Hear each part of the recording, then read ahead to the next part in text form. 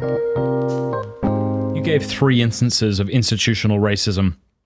Today, what are examples of institutional racism in your mind? Does it still exist, or are we just coming up with things?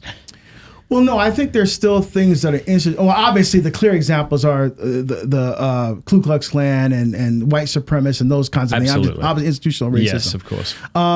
But and like the golf course example would be another one. Yep. There's still golf courses that are like that have the unwritten rule, you know. But one thing I want to address is the police thing, because they said, well, the police are institutionally racist. No, they're not. You know, I was in law enforcement for 23 years. I taught at the police academy. I was in a governor-appointed position where I was on the board of the Department of Public Safety Standards and Training in Oregon.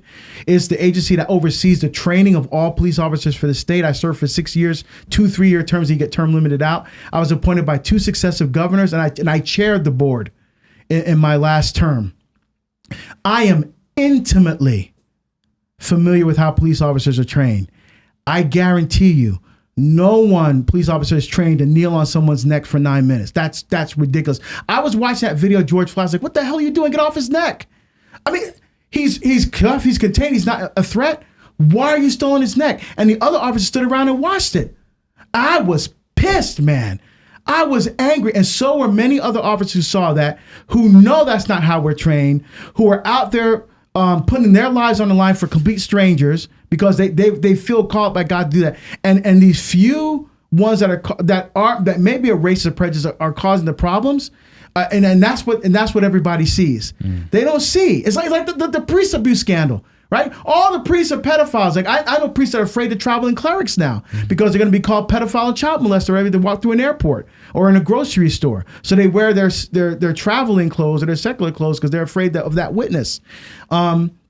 Same thing here. The people, you're prejudiced against black people and that kind of stuff.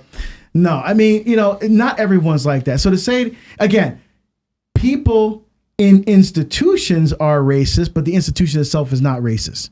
You see what I'm saying? Mm-hmm. But there could be departments where they do practice, like it's in the South.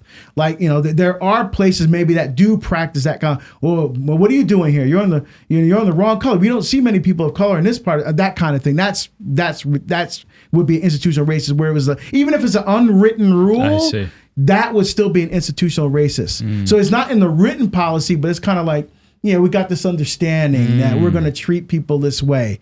That would still be institutional racism. Yes.